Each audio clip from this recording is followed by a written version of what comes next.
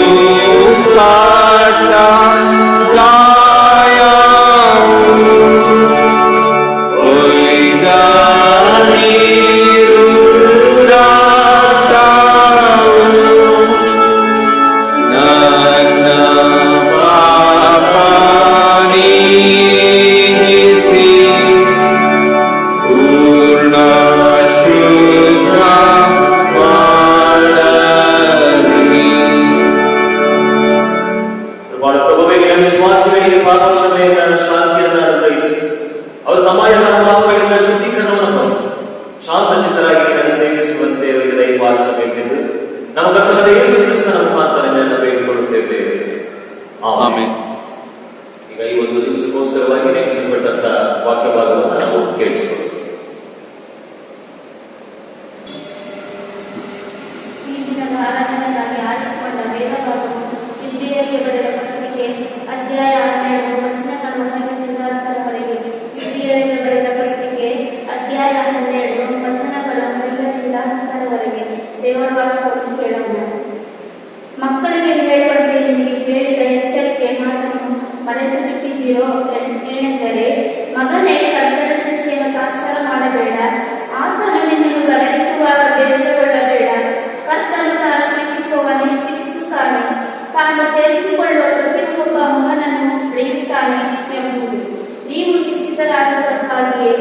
ನಿಮಗೆ ಶಿಕ್ಷೆ ಗೊತ್ತಾಗಬೇಕು ತಿಳಿದು ಅದನ್ನು ಸಹಿಸಿಕೊಳ್ಳಿರಿ. ದೇವರು ನಿಮ್ಮನ್ನು ಮಕ್ಕಳೆಂದು ನಡೆಸುತ್ತಾರೆ.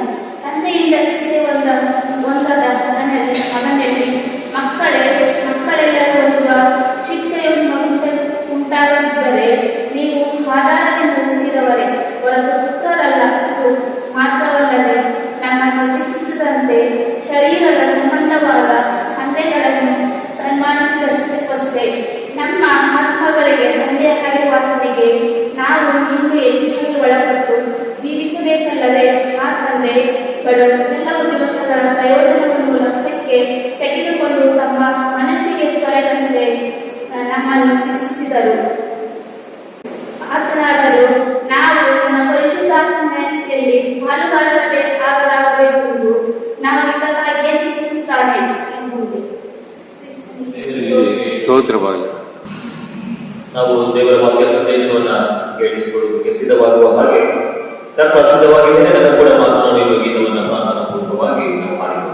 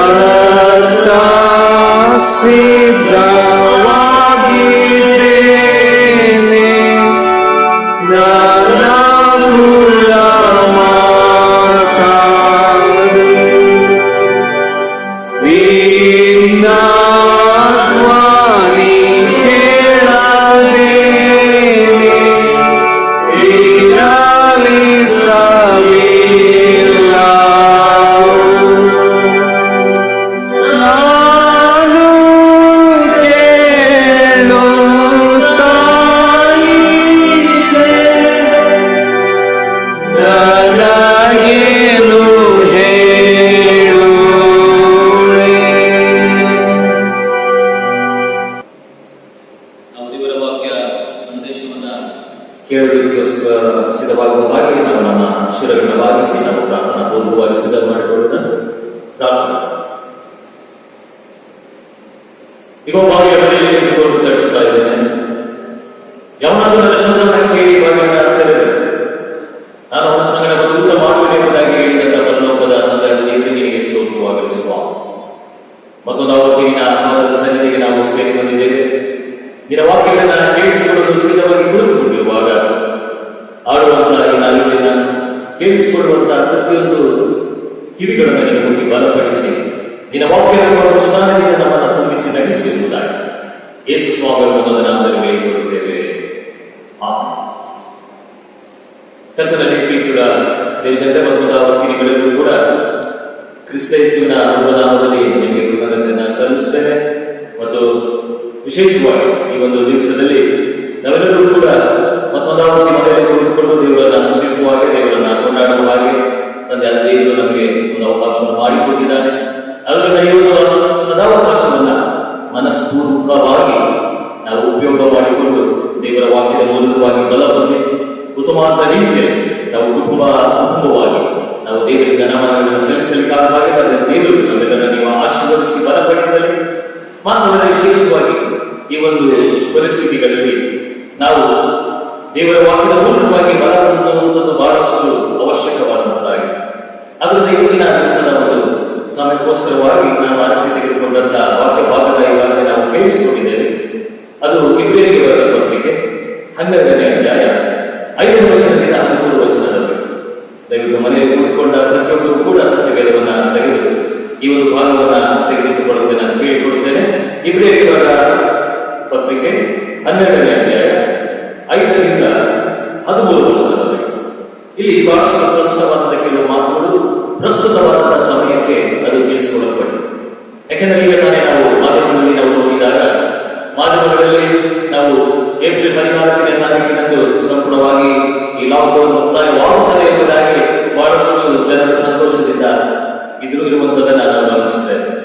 ಆದರೆ ನಮ್ಮ ಪ್ರಧಾನ ಮಂತ್ರಿಗಳು ಮತದಾವತಿ ಮಾಧ್ಯಮದಲ್ಲಿ ಅವರು ತಿಳಿಸಿಕೊಟ್ಟ ಹಾಗೆ ಇದು ಇಲ್ಲಿಗೆ ಮುಕ್ತಾಯವಾಗಲಿಲ್ಲ, ಇದು ಮೇ 3ನೇ ತಾರೀಕಿನವರೆಗೂ ಕೂಡ ಮುಂದುವರಿಯುವುದಾಗಿದೆ ಎಂಬುದಾಗಿ ಹೇಳಿದಾಗ ಪ್ರತಿಯೊಬ್ಬ ಸಮಾಜದ ಜನರಿಗೆ ಮತ್ತು ವಿಶೇಷವಾಗಿ ನಮ್ಮ ಸಭೆಯ ಸದಸ್ಯರಿಗೆ ಇನ್ನೂ ಕೂಡ ನಾವು ಅದನ್ನು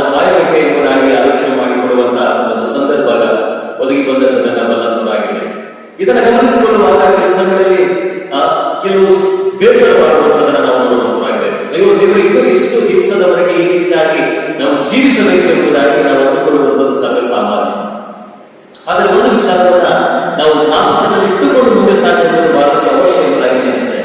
ಯಾಕೆಂದರೆ ನಮ್ಮ ತಂದೆಯಾದ ದೇವರು ಯಾವುದೇ ಕಾರ್ಯವನ್ನು ಮಾಡಿದಾಗ ಕೂಡ ಆತನು ಅದನ್ನು ಯೋಚಿಸಿ ಮಾಡುವಂತೆ ಮಾಡಿದ್ದಾರೆ ಮತ್ತು ಅದೆಲ್ಲವೂ ಕೂಡ ನಮ್ಮ ಒಳಿತಿಗೋಸ್ಕರವಾಗಿ ಮಾಡುವಂತೆ ಮಾಡಿದ್ದಾರೆ. ಇದನ್ನು ಸ್ಪಷ್ಟವಾದ ರೀತಿಯಲ್ಲಿ ತಿಳಿಯಬೇಕು.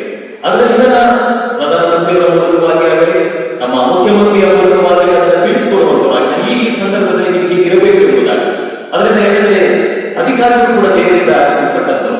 ಅದರಿಂದ ನಮ್ಮ ಪ್ರಧಾನಮಂತ್ರಿ ಆಗಲಿ ನಮ್ಮ ಮುಖ್ಯಮಂತ್ರಿಗಳಾಗಲಿ ಅವರು ಕೂಡ ನಮ್ಮ ತಂದೆಯಾದ ದೇವರಿಂದ ಆರಿಸಲ್ಪಟ್ಟು ಆ ಸ್ಥಾನದಲ್ಲಿ ಇರುವಂತರು. ಆದರೆ ದೇವರು ಅವರ ಮೂಲಕವಾಗಿ ನಮಗೆ ಈ ರೀತಿಯಾಗಿ ಜೀವಿಸಬೇಕು ಎಂಬುದಾಗಿ ತಿಳಿಸುವಂತದನ್ನ ನೋಡುವಂತರಾಗಿದೆ. ಮಾತ್ರವಲ್ಲದೆ ವಿಶೇಷವಾಗಿ ಸೇವಕರ ಮೂಲಕವಾಗಿ ನಮ್ಮನ್ನು ಇನ್ನೂ ಕೂಡ ಧೈರ್ಯಪಡಿಸುವಂಥದ್ದು, ಬಲಪಡಿಸುವಂಥದ್ದು ಮತ್ತು ವಾಕ್ಯದ ಮೂಲಕವಾಗಿ ನಾವು ಇನ್ನೂ ಕೂಡ ಹೆಚ್ಚಿನ ರೀತಿಯಲ್ಲಿ ದೃಢಗೊಳ್ಳುವಂಥದ್ದನ್ನ ನಾವು ಬಲಂತರಾಗಿದೆ. ಅದರಿಂದ ಇಂತಹ ಪರಿಸ್ಥಿತಿಗಳಲ್ಲಿ ಅದನ್ನು ಇನ್ನೂ 19 ದಿವಸ ನಾವು ಮುಂದೆ ಸಾಗಬೇಕಾ ಎಂಬುದಾಗಿ ನಾವು ಆಲೋಚನೆ ಮಾಡಿಕೊಳ್ಳುವಾಗ ಹೌದು, ಯಾಕೆ ಸಾಗಬೇಕು, ಯಾಕೆ ನಾವು ಈ ಒಂದು ಸಂದಿಗ್ಧ ಪರಿಸ್ಥಿತಿಯಲ್ಲಿ ಮತ್ತೆ ಸಿಕ್ಕಿ ಹಾಕಿಕೊಂಡಿದ್ದೇವೆ, ಯಾಕೆ ಮತ್ತೆ ನಾವು ಈ ರೀತಿಯಾಗಿ ಮನೆಯಲ್ಲಿ ನಾವು ಲಾಕ್ಡೌನ್ ಆಗುವಂತಾಗಿದೆ ಎಂಬುದಾಗಿ ಆಲೋಚನೆ ಮಾಡುವಾಗ ಕೆಲವು ಸಂದರ್ಭಗಳಲ್ಲಿ ನಾನು ಮತ್ತು ನೀವುಗಳು ಕೂಡ ಸರಿಯಾದ ರೀತಿಯಲ್ಲಿ ದೇವರನ್ನ ಪ್ರಾರ್ಥಿಸದೆ ಇದ್ದದರಿಂದ ಈ ಕಾರ್ಯವಾಗಿ ಹೇಳಿದರೆ ತಪ್ಪಾಗಲ್ಲ. ಯಾಕಂದ್ರೆ ಕರ್ತನಲ್ಲಿ ಪ್ರೀತಿಯುಳ್ಳ ದೇವಜನ ನೀವು ಮನೆಯಲ್ಲಿ ಕುಳಿತುಕೊಂಡು ಹೇಳುತ್ತಿರುವುದು ಯಾವಾಗಲೂ ಕೂಡ 5 ದಿನದ ಬಗ್ಗೆ ಹೇಳ್ತಾರೆ ಎಂಬುದಾಗಿ ಅದರ ಒಂದು ವಿಚಾರವನ್ನು ನಾವು ಇಟ್ಟುಕೊಳ್ಳೋಣ. ಯಾಕೆಂದರೆ ದೇವರು ನನ್ನ ಮತ್ತು ನಿಮ್ಮ ನಡವಳಿಕೆಗಳನ್ನು ಅದನ್ನು ಪರಿಶೀಲಿಸುವಂತನಾಗಿದ್ದಾರೆ. ಮನೆಯಲ್ಲಿ ಕುಳಿತುಕೊಂಡು ಎಷ್ಟರ ಮಟ್ಟಿಗೆ ನಾವು ದೇವರನ್ನು ಆರೋಪಿಸುತ್ತಿದ್ದೇವೆ ಎಂಬುದಾಗಿ ಅದನ್ನು ಗಮನಿಸುವಂತನಾಗಿದ್ದಾರೆ. ನಾವು ಮನೆಯಲ್ಲಿ ಕುಳಿತುಕೊಂಡು ಬರೀ ಮಾಧ್ಯಮಗಳನ್ನು ನೋಡುವಂತದಾಗಲಿ ಅಥವಾ ನಾವು ಹೊರಗಡೆ ಹೋಗಿ ಶೆಟ್ಟರ್ ಮಾಡುವಂತದಾಗಲಿ ಅಥವಾ ಟೈಮ್ ಪಾಸ್ ಮಾಡೋದಕ್ಕೋಸ್ಕರವಾಗಿ ಕೇರಳ ಬೋರ್ಡ್ ಆಡುವಂತದಾಗಲಿ ಅಥವಾ ಚುಕ್ಕಾಬಾರ ಆಡುವಂತದಾಗಲಿ ಇದಕ್ಕೋಸ್ಕರವಾಗಿ ದೇವರು ನಮ್ಮ ಮನೆಗಳಿಗೆ ಇರಿಸಿಲ್ಲ ಎಂಬುದಾಗಿ ಸ್ಪಷ್ಟವಾದ ರೀತಿಯಲ್ಲಿ ತಿಳ್ಕೊಳ್ಳಬೇಕು. ನಾವೇನ್ ಮಾಡಬೇಕು, ಒಳಪಟ್ಟಂತ ಅಲ್ಪವಾದ ಸಮಯ ಅಲ್ಲ, ಸರಿ ಆ ಒಂದು ಸಮಯವನ್ನು ಕುಟುಂಬದೊಟ್ಟಿಗೆ ನಾವು ಸಂತೋಷದಿಂದ ನಾವು ಕಳೆಯುವಂಥದ್ದು ಎಂಬುದಾಗಿ ಸತ್ಯ, ಸಂತೋಷವಾಗಿ ಕಳೆಯುವಂಥದ್ದು ಬಹಳಷ್ಟು ಪ್ರಾಮುಖ್ಯ. ಆದರೆ ಇದೆಲ್ಲದಕ್ಕಿಂತ ಮಿಗಿಲಾಗಿ ಇಂಥ ಒಂದು ಮರಣಕರ ವ್ಯಾಧಿಗಳು ಬರುವಾಗ ನಾವು ದೇವರಿಗೆ ಎಷ್ಟರ ಮಟ್ಟಿಗೆ ಆತನಲ್ಲಿ ಮೊರೆ ಹೋಗಿದ್ದೇವೆ, ಎಷ್ಟರ ಮಟ್ಟಿಗೆ ದೇವರನ್ನು ನಾವು ಪ್ರಾರ್ಥಿಸಿದ್ದೇವೆ, ಇದರಿಂದ ದೇವರಿಗೆ ಯಾವಾಗ ನೀವು ನಮಗೆ ಬಿಡುಗಡೆಯನ್ನು ಕೊಡುತ್ತೀವಿ ಎಂಬುದಾಗಿ ನಾವು ಅದನ್ನು ಕೇಳಿಕೊಂಡಿದ್ದೇವೆ ಎಂಬುದಾಗಿ ಆಲೋಚನೆ ಮಾಡಿಕೊಳ್ಳೋದು. ಹೌದು, ಮುಂಜಾನೆ ಇದ್ದಾಗ ನಾವು ಪ್ರಾರ್ಥನೆ ಮಾಡುತ್ತೇವೆ ನಿಜ, ಅದರ ರಾತ್ರಿ ಮುಂಚಿತವಾಗಿ ಪ್ರಾರ್ಥನೆ ಮಾಡುತ್ತೇವೆ ನಿಜ. ಆದರೆ ಈ ಒಂದು 2 ಭಾಗಗಳನ್ನು ಬಿಟ್ಟರೆ ಮತ್ತೆ ನಾವು ನಿಜವಾಗೂ ಕೂಡ ಯಥಾರ್ಥವಂತ ರೀತಿಯಲ್ಲಿ ಪ್ರಾರ್ಥನೆ ಮಾಡುತ್ತೇವೆ. ಯಾಕಂದ್ರೆ ನಮ್ಮನ್ನು ನಾವು ಪರೀಕ್ಷೆ ಮಾಡಿಕೊಳ್ಳುವಂತ ಸಮಯ ಇದೆ. ಯಾಕಂದ್ರೆ ಈ ಒಂದು ಸಂದರ್ಭದಲ್ಲಿ ಒಂದು ಒಳ್ಳೆಯ ಅವಕಾಶ. ಯಾಕಂದ್ರೆ ದೇವರ ವಾಕ್ಯದಲ್ಲಿ ನಾವು ನೋಡುವಾಗ ಯೇಸು ಸ್ವಾಮಿ ಹೇಳಿಕೊಟ್ಟದ್ದು, ನೀನು ಒಂದು ಕೋಣೆಯಲ್ಲಿ ಹೋಗಿ ನೀನು ವಾಕ್ಯವನ್ನು ಮುಚ್ಚಿಕೊಂಡು ನೀನು ನನ್ನ ಒಟ್ಟಿಗೆ ನೀನು ಮಾತನಾಡಿಲ್ಲ. ಈ ಒಂದು ಕಾರ್ಯದರ್ಶನವನ್ನು ನಾವು ಮನೆಯಲ್ಲಿ ಕುಳಿತುಕೊಂಡು ಮಾಡಿದ್ದೇವೆ. ಒಳ್ಳೆಯ ಒಂದು ಸಮಯ. ಯಾಕಂದ್ರೆ ಇವರಲ್ಲಿ ಗಂಡ ಹೆಂಡತಿ ಜೊತೆಗಿದ್ದಾರೆ, ಮಕ್ಕಳು ಜೊತೆಗಿದ್ದಾರೆ. ಆದ್ರಿಂದ ಒಬ್ಬರಾದ ಮೇಲೆ ಒಬ್ಬರು ಕೋಣೆಯಲ್ಲಿ ಹೋಗಿ ನೀವು ಪ್ರಾರ್ಥನೆ ಮಾಡಿ ದೇವರಿಗೆ ಈ ಒಂದು ಸಂದಿಗ್ಧ ಪರಿಸ್ಥಿತಿಯಿಂದ ನನ್ನನ್ನು ಬಿಡುಗಡೆ ಮಾಡಿ ಎಂಬುದಾಗಿ ನಾವು ಪ್ರಾರ್ಥನೆ ಮಾಡಬೇಕಾಗಿದೆ. ಮಾತ್ರವಲ್ಲದೆ ಒಂದು ಕುಟುಂಬವಾಗಿ ಸಮಯದಲ್ಲಿ ನಾವು ಸೇರಿಕೊಂಡಿದ್ದೇವೆ. ಸಂಜೆಯ ಸಮಯದಲ್ಲಿ ಒಂದು ಕುಟುಂಬ ಪ್ರಾರ್ಥನೆಯನ್ನು ಆರಂಭ ಮಾಡಬೇಕಾಗಿದೆ. ಎಷ್ಟು ಜನರು ಕುಟುಂಬ ಪ್ರಾರ್ಥನೆಯಲ್ಲಿ ನಮ್ಮನ್ನು ನಾವು ಕಳೆದಿದ್ದೇವೆ ಆಲೋಚನೆ ಮಾಡಿಕೊಳ್ಳೋಣ. ಈ ಕಾರ್ಯವನ್ನು ನಾವು ಮಾಡದೇ ಇರುತ್ತದೆ. ಕೆಲವು ಸಮಯದಲ್ಲಿ ಇಲ್ಲ ಎಂದರೆ ನಾವು ಮಾಡ್ತಿದ್ದೇವೆ ಎಂಬುದಾಗಿ ಕೆಲವು ಕುಟುಂಬದ ಸದಸ್ಯರು ಹೇಳಬಹುದು ನಿಜ. ಆದರೆ ಎಷ್ಟೋ ಕುಟುಂಬದ ಸದಸ್ಯರು ಈ ಒಂದು ಕಾರ್ಯವನ್ನ ಇನ್ನೂ ಕೂಡ ಅಭ್ಯಾಸ ಮಾಡಿರುತ್ತೇವೆ.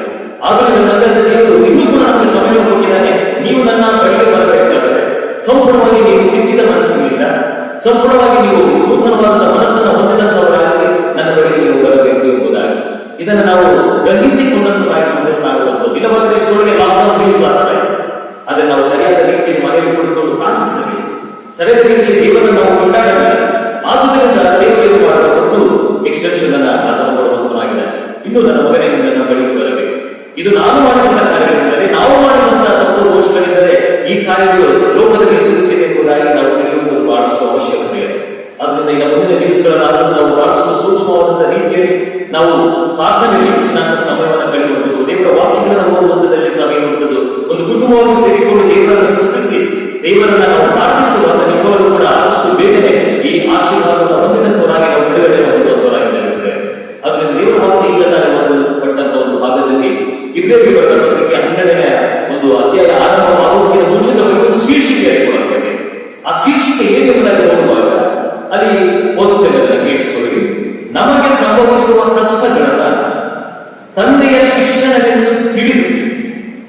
ಸಹಿಸಿಕೊಂಡು ಪರಲೋಕ ಮಾರ್ಗದಲ್ಲಿ ಸ್ಥಿರಚಿತ್ತದಿಂದ ನಡೆಯಬೇಕು ಎಂಬುದಾಗಿ ಉತ್ತಮವಾದ ಒಂದು ಮಾತು. ನಮಗೆ ಈಗ ಸಂಭವಿಸುತ್ತಿರುವ ಒಂದು ಕಷ್ಟಗಳು ಅದು ತಂದೆಯ ಒಂದು ಶಿಕ್ಷಣ ಎಂಬುದಾಗಿ ನೀವು ತಿಳಿದುಕೊಳ್ಳಿರಿ. ಮಾತ್ರವಲ್ಲದೆ ನೀವು ಅದನ್ನು ಸಹಿಸಿಕೊಳ್ಳಿರಿ. ಯಾಕೆಂದ್ರೆ ದೇವರು ನಮಗೆ ನಿಮಗೆ ಒಳಪಡುತ್ತಿರುವಂತಹ ಒಂದು ಬೋಧನೆ, ಒಂದು ಶಿಕ್ಷಣವನ್ನು ನಮಗೆ ದಯಪಾಲಿಸಿಕೊಡ್ತಾ ಇದ್ದಾರೆ, ನಮ್ಮನ್ನು ಎಜುಕೇಟ್ ಮಾಡ್ತಾ ಇದ್ದಾರೆ. ನೀನು ನನ್ನ ಬಳಿಗೆ ಬರಬೇಕಾದ್ರೆ ನೀನು ಈ ರೀತಿಯಾಗಿ ನೀನು ಜೀವಿಸಬೇಕು ಎಂಬುದಾಗಿ ಅದನ್ನು ತೋರ್ಪಡಿಸಿಕೊಡುವಂತನಾಗಿದ್ದಾನೆ. ಇದನ್ನು ಗ್ರಹಿಸಿಕೊಂಡಂತವಾಗಿ ನಾವು ಮುಂದೆ ಸಾಗುವಂಥದ್ದು. ಅವರು ಕೆಲವು ಸಂದರ್ಭಗಳಲ್ಲಿ ಇದನ್ನು ಆಲೋಚನೆ ಮಾಡಿಕೊಳ್ಳುವಾಗ, ಅಯ್ಯೋ ದೇವರು ನನ್ನನ್ನು ಶಿಕ್ಷಿಸುತ್ತಿದ್ದಾನೆ, ದೇವರು ನನ್ನ ಮೇಲೆ ಕೋಪಗೊಂಡಿದ್ದಾನೆ, ನಮ್ಮ ಸಭೆಯ ಮೇಲೆ ಮತ್ತು ಈ ಲೋಕದ ಮೇಲೆ ಅದನ್ನು ಕೋಪಗೊಂಡಿದ್ದಾನೆ ಎಂಬುದಾಗಿ ನಮಗೆ ಅನಿಸ್ತದೆ. ನಿಜ ಆದಾಗ್ಯೂ ಕೂಡ ಒಂದು ಸತ್ಯವಾದ ಮಾತನ್ನು ನಾವು ನೋಡ್ತೇವೆ ಯಾವಾಗಲೂ ಕೂಡ. ಯಾಕಂದ್ರೆ ತಂದೆಯಾದ ದೇವರು ನನ್ನನ್ನು ಉಂಟು ಮಾಡುವಾಗ ಬಹಳಷ್ಟು ಸಂತೋಷದಿಂದ ಉಂಟು ಮಾಡಿ ನನ್ನ ಮಗನು ನನ್ನ ಮಗಳು ಎಂಬುದಾಗಿ ಮಾತ್ರವಲ್ಲ, ಲೋಕದ ಜೀವನ ಮಾಡುವಾಗ ಅದೇ ಒಂದು ಪ್ರೀತಿಯನ್ನು ಆತನು ಎಕ್ಸ್ಪೆಕ್ಟ್ ಮಾಡ್ತಾನೆ. ನನ್ನ ಮಗ ನನ್ನ ಮಗಳು ಯಾವಾಗ ಕೂಡ ನನ್ನನ್ನು ಕೂಡ ಪ್ರೀತಿ ಮಾಡಬೇಕು ಎಂಬುದಾಗಿ. ಆತನು ನನ್ನನ್ನ ಹೇಗೆ ನಿಮ್ಮನ್ನ ಹೇಗೆ ಪ್ರೀತಿ ಮಾಡಿದನೋ ಅದೇ ಪ್ರಕಾರವಾಗಿ ನಾವು ಕೂಡ ಆತನನ್ನು ಪ್ರೀತಿ ಮಾಡಬೇಕು ಎಂಬುದಾಗಿ ಬಯಸುವಂತ. ಕೆಲವು ಸಮಯದಲ್ಲಿ ಆತನನ್ನು ಪ್ರೀತಿ ಮಾಡುವಂತದಲ್ಲಿ ದೂರ ಸರಿದಾಗ ಈ ರೀತಿಯಾದ ಘಟನೆಗಳು ನಡೀತದೆ ಎಂಬುದಾಗಿ ಸತ್ಯವೇದದಲ್ಲಿ ಪುರಾವೆಗಳನ್ನು ನಾವು ನೋಡುತ್ತೇವೆ. ಆದ್ರೆ ಈ ವಾಕ್ಯದಲ್ಲಿ ನಾವು ನೋಡುವಾಗ ಈಗ ಬರೆಯಲ್ಪಟ್ಟಂತ ಇಬ್ರಿಯರಿಗೆ ಬರೆದ ಪತ್ರಿಕೆ 12ನೇ ಅಧ್ಯಾಯದ 5ನೇ ವಚನದಲ್ಲಿ ನಾನು ಓದುತ್ತೇನೆ. ಮಕ್ಕಳಿಗೆ ಹೇಳುವಂತೆ ನಿಮಗೆ ಹೇಳಿದ ಎಚ್ಚರಿಕೆಯ ಮಾತನ್ನು ನೀವು ಮರೆತು ಬಿಟ್ಟಿದ್ದೀರಾ. ಅಲ್ಲಿ ಒಂದು ಮಾತು ಬರೆಯಲ್ಪಟ್ಟಿದೆ ನೋಡಿ, ಮಗನೇ ಕರ್ತನ ಶಿಕ್ಷೆಯನ್ನ ನೀವು ತಾತ್ಸಾರ ಮಾಡಬೇಡ, ಆತನು ನಿನ್ನನ್ನು ಗದರಿಸುವಾಗ ಬೇಸರಗೊಳ್ಳಬೇಡ. ಕರ್ತನು ತಾನು ಪ್ರೀತಿಸುವವರನ್ನೇ ಶಿಕ್ಷಿಸುತ್ತಾನೆ, ತಾನು ಸೇರಿಸಿಕೊಳ್ಳುವ ಪ್ರತಿಯೊಬ್ಬ ಮಗನನ್ನ ಹೊಡೆಯುತ್ತಾನೆ. ಎಷ್ಟು ಉತ್ತಮವಾದ ಮಾತು. ಯಾಕಂದ್ರೆ ಯಾರನ್ನ ತನ್ನ ದೇವರು ಪ್ರೀತಿ ಮಾಡುತ್ತಾರೋ ಅವರನ್ನ ಆತನ ಶಿಕ್ಷೆಯನ್ನು ಕೊಟ್ಟು ಅವರನ್ನ ಗದರಿಸಿ ಮತ್ತು ಅವರನ್ನ ಹೊಡೆದು ತನ್ನ ಬಳಿಗೆ ಕರೆದುಕೊಳ್ಳುತ್ತಾನೆ. ಇದು ಒಂದು ವಿಶೇಷವಾದ ಒಂದು ಭಾಗವೇ. ಆದ್ದರಿಂದ ಈ ಸಂದರ್ಭದಲ್ಲಿ ಸಂಭವಿಸಿರುವ ಎಲ್ಲ ಕಷ್ಟಗಳಿಂದ ನಾವು ಬಿಡುಗಡೆ ಹೊಂದಬೇಕು.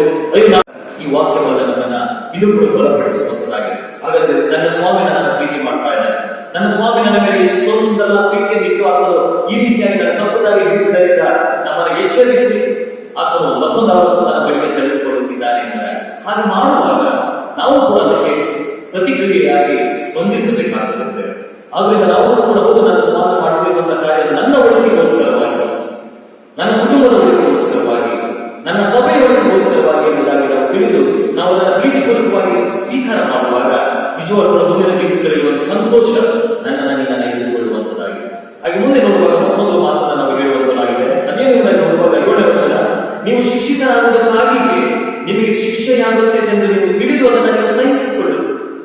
ಯಾಕೆ ಹಾಗೆ ಆಗ್ತದೆ ಎಂಬುದಾಗಿ ನೋಡುವಾಗ ನಾವು ಲೋಕದಲ್ಲಿರುವಾಗ ಕೆಲವು ಸಂದರ್ಭಗಳಲ್ಲಿ ಲೋಕದ ಆಸೆ ಆಮಿಷಗಳಿಗೆ ನಾವು ತುತ್ತಾಗಿ ಕೆಲವು ತಪ್ಪುಗಳನ್ನು ಮಾಡುವಾಗ ತಂದೆಯ ದೇವರು ಏನು ಮಾಡ್ತಾರೆ, ಆ ತಪ್ಪುಗಳನ್ನ ಎಚ್ಚರಿಸಿ ಶಿಕ್ಷಿಸಿ ತನ್ನ ಬಳಿಗೆ ಸೆಳೆದುಕೊಳ್ಳುವಂತರಾಗಿದ್ದಾರೆ.